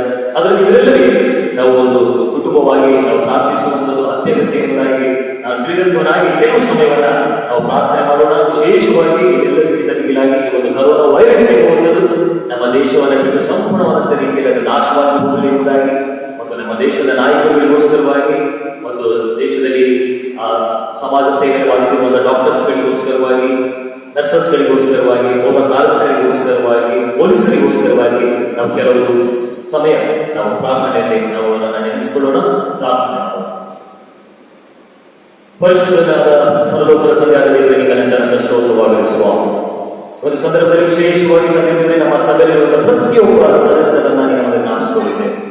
ಅವರು ಸ್ವಾಮಿ ಈ ಒಂದು ಮೊಬೈಲ್ಗಳ ಮೂಲಕವಾಗಿ, ಟಿವಿಯ ಮೂಲಕವಾಗಿ ನಿನ್ನನ್ನ ಸ್ತುತಿಸುತ್ತಿರುವಂತ, ನಿನ್ನನ್ನ ಘನಮಾನ ಸಲ್ಲಿಸುತ್ತಿರುವಂತ ಮತ್ತು ನಿಮಗೆ ಪ್ರಾರ್ಥನೆ ವಿಜ್ಞಾಪನೆಗಳನ್ನು ಸಲ್ಲಿಸುತ್ತಿರುವಂತ ಪ್ರತಿಯೊಂದು ನಮ್ಮ ಸಭೆಯ ಸದಸ್ಯರ ನಿಮಗೆ ನಾಶಿಸಿಕೊಳ್ಳುತ್ತೇವೆ. ಸಭೆಯಲ್ಲಿರುವ ಪ್ರತಿಯೊಬ್ಬ ಪುರುಷರನ್ನ ನೀನು ಕಾಪಾಡಿ ನಡೆಸುವ. ಎಷ್ಟೋ ಜನರು ಕೆಲಸಕ್ಕೆ ಹೋಗದಿರುವಾಗ ಮತ್ತು ಈ ಒಂದು ಸಂಗೀತ ಪರಿಸ್ಥಿತಿಗಳು ನಮ್ಮನ್ನು ತೊಡಗಿಸಿಕೊಂಡಿರುವಾಗ ದೇಶದಲ್ಲಿ ಯಾವಾಗ ನಾನು ಕೆಲಸಕ್ಕೆ ಹೋಗಬೇಕೆಂಬುದಾಗಿ ನನಗೆ ತಿಳಿಯಪಡಿಸಿ ಎಂಬುದಾಗಿ ಅವರು ಬೇಡಿಕೊಳ್ಳುತ್ತಿರುವಾಗ ಅವರ ಪ್ರಾರ್ಥನೆಗೆ ಸತತವಾಗಿ ಪಾಲಿಸುವ ಸ್ವಾಮಿ. ಯಾಕಂದರೆ ಕುಟುಂಬದ ಒಂದು ಜವಾಬ್ದಾರಿಯನ್ನು ಉನ್ನತರಾಗಿ ಅವರು ಜೀವಿಸುವಂತವರಾಗಿದ್ದಾರೆ. ಆದರೆ ಇದೆಲ್ಲದಕ್ಕಿಂತ ಕುಟುಂಬದ ಯಜಮಾನರು ನೀನಾಗಿ ಎಂಬುದಾಗಿ ತಿಳಿದಂತವರಾಗಿ ಮುಂದೆ ಸಾಗಲಿಕ್ಕೆ ನಡೆಸಿ ನಮ್ಮ ಕುಟುಂಬದಲ್ಲಿರುವಂತಹ ಮಹಿಳೆಯರಿಗೋಸ್ಕರ ಬೇಡಿಕೊಳ್ತೇವೆ. ಪ್ರತಿಯೊಬ್ಬ ಮಹಿಳೆಯರನ್ನ ಹೆಸರಸರಾಗಿ ಆಶೀರ್ವಾದ ಮಾಡುವ ಸ್ವಾಮಿ. ಮನೆಯ ಕೆಲಸ ಕಾರ್ಯಗಳನ್ನು ನೋಡಿಕೊಳ್ಳುತ್ತಾ ಇದ್ದಾರೆ, ಮಕ್ಕಳನ್ನ ಕುಟುಂಬದ ರೀತಿಯಲ್ಲಿ ನಿನ್ನ ಒಂದು ಭಯಭಕ್ತಿಯನ್ನು ಬೆಳೆಸುವಂತವರಾಗಿದ್ದಾರೆ ಸ್ವಾಮಿ. ಅದರಿಂದ ಪ್ರತಿಯೊಬ್ಬ ಮಹಿಳೆಯರನ್ನು ಕೂಡ ಹೆಸರಸರಾಗಿ ಆಶೀರ್ವದಿಸುವಂತ ನೀನು ಕಾಪಾಡಿ ನಡೆಸಿ. ನಮ್ಮ ಸಭೆಯಲ್ಲಿರುವಂತಹ ಒಂದು ಕುಟುಂಬದಲ್ಲಿರುವಂತಹ ಪ್ರತಿಯೊಬ್ಬ ಮಕ್ಕಳನ್ನ ನೀನು ಮುಂದೆ ಕಾಣಿಸಿಕೊಳ್ಳುತ್ತೇವೆ. ಎಲ್ಲ ಚಿಕ್ಕ ಪುಟ್ಟ ಮಕ್ಕಳನ್ನ ನೀನು ಆಶೀರ್ವಾದ ಮಾಡು ಸ್ವಾಮಿ. ಮಕ್ಕಳು ಹೊರಗೆ ಹೋಗಿ ಸರಿಯಾದ ರೀತಿಯಲ್ಲಿ ಆಟವನ್ನು ಆಡುವವರಿಗೆ ಆಗುತ್ತಿಲ್ಲ ಸ್ವಾಮಿ. ಅದಾಗಿ ಕೂಡ ತಂದೆ ತಾಯಿಗಳೊಂದಿಗೆ ತಾತ ಅಜ್ಜಿಗಳೊಂದಿಗೆ ಒಂದು ಪ್ರೀತಿ ಅನ್ಯೋನ್ಯತೆಯಲ್ಲಿ ಮನೆಯಲ್ಲಿ ಕೊಂಡು ಜೀವಿಸಲಿಕ್ಕಾಗುವ ಹಾಗೆ ಮತ್ತು ಹೆಚ್ಚಿನ ಸಮಯದಲ್ಲಿ ವಾಕ್ಯಗಳನ್ನು ಓದುತ್ತಾ ನಿನ್ನ ಮನನ ಮಾಡುತ್ತಾ ಜೀವಿಸಲಿಕ್ಕಾಗುವ ಕೃಪೆಗೆ ನೀನು ಅವರನ್ನು ಆಶೀರ್ವಾದ ಮಾಡುವುದಾಗಿ ಬೇಡಿಕೊಳ್ಳುತ್ತೇವೆ. ಮತ್ತು ನಮ್ಮ ಸಭೆಯಲ್ಲಿರುವಂತಹ ಎಲ್ಲ ಹಿರಿಯ ಸದಸ್ಯರುಗಳನ್ನು ನೀನು ಅವರನ್ನು ಆರಿಸಿಕೊಳ್ಳುತ್ತೇವೆ. ತಾತ ಅಜ್ಜಿಗಳನ್ನ ನೀನು ಕಾಪಾಡಿ ನಡೆಸುವ ಸ್ವಾಮಿ. ಒಪ್ಪಿನ ಪ್ರಾಯದಲ್ಲಿ ಅವರಿಗೆ ನೀನೇ ಆಧಾರ ಸ್ತಂಭವಾಗಿದೆ. ಬೇಕಾದ ಹೆಚ್ಚಿನ ಆರೋಗ್ಯವನ್ನ, ಬಲ ಶಕ್ತಿಯನ್ನು ನೀನು ಅವರಿಗೆ ದಯಪಾಲಿಸಿಕೊಡಿ ಎಂಬುದಾಗಿ ಬೇಡಿಕೊಳ್ಳುತ್ತೇವೆ. ಕುಟುಂಬದ ಸುತ್ತಲೂ ಕೂಡ ನೂತನದಿಂದ ನೀನು ಕಾವಲಿಸು. ನಮ್ಮ ಸಭೆಯಲ್ಲಿರುವ ಪ್ರತಿಯೊಂದು ಕುಟುಂಬವನ್ನ ಮತ್ತು ಯಾರ್ಯಾರು ಟಿವಿಯಲ್ಲಿ ಈ ಒಂದು ವಾಕ್ಯ ಸಂದೇಶಗಳನ್ನು ಯಾರ್ಯಾರು ನೋಡುತ್ತಿದ್ದರೋ ಪ್ರತಿಯೊಬ್ಬೊಬ್ಬರನ್ನ ಆತ್ಮಿಕವಾದ ವರವನ್ನು ನೀವು ಸುರಿಸು ಸ್ವಾಮಿ.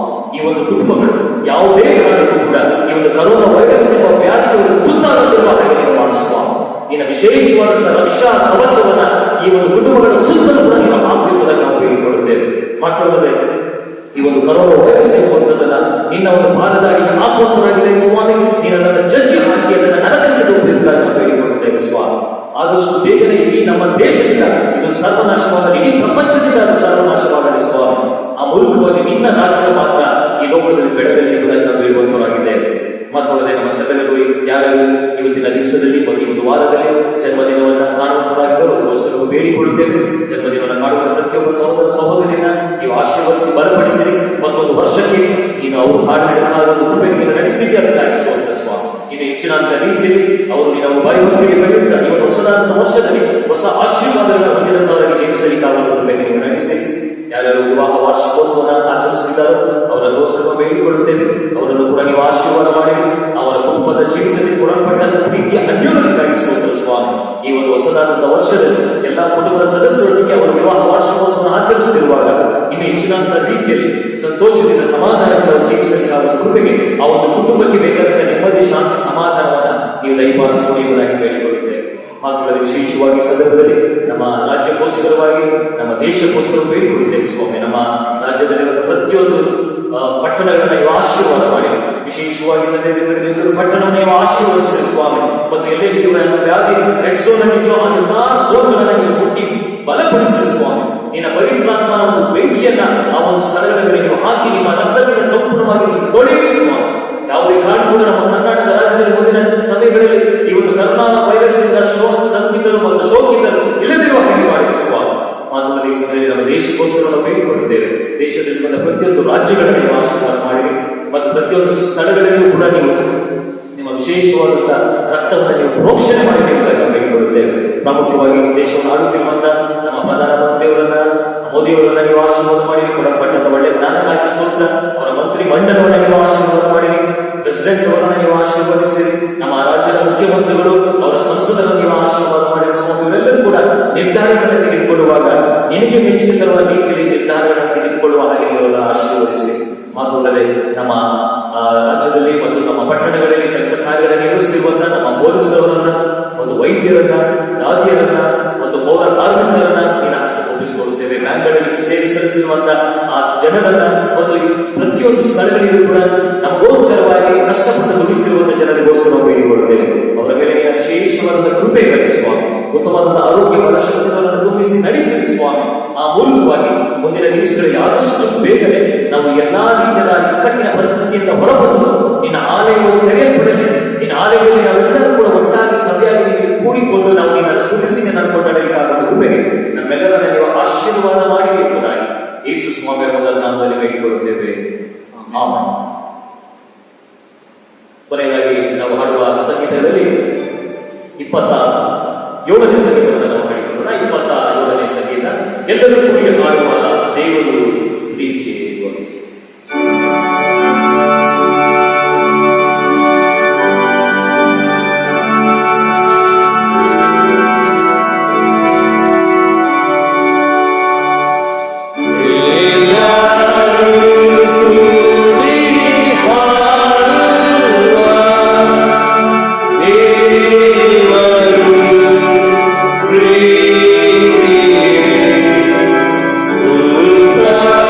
you.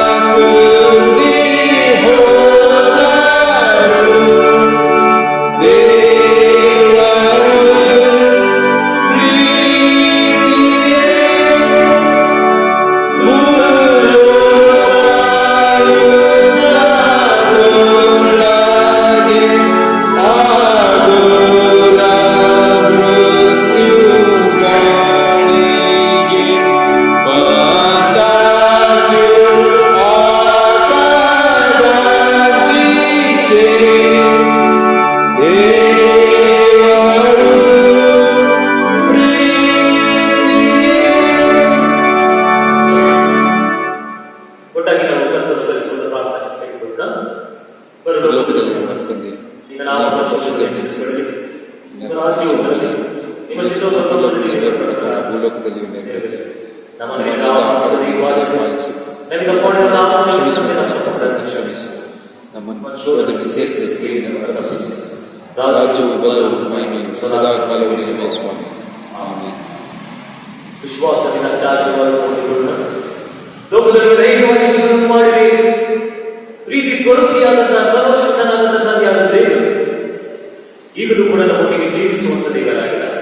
ತಂದೆ, ಮಗ, ಪರಿಶುದ್ಧಾತ್ಮ ಎಂಬ ದೇವರ ಆಶೀರ್ವಾದವು ನಿಮ್ಮ ಸಂಗಡ, ನಿಮ್ಮ ಕುಟುಂಬದ ಸಂಗಡ ಮತ್ತು ನಮ್ಮ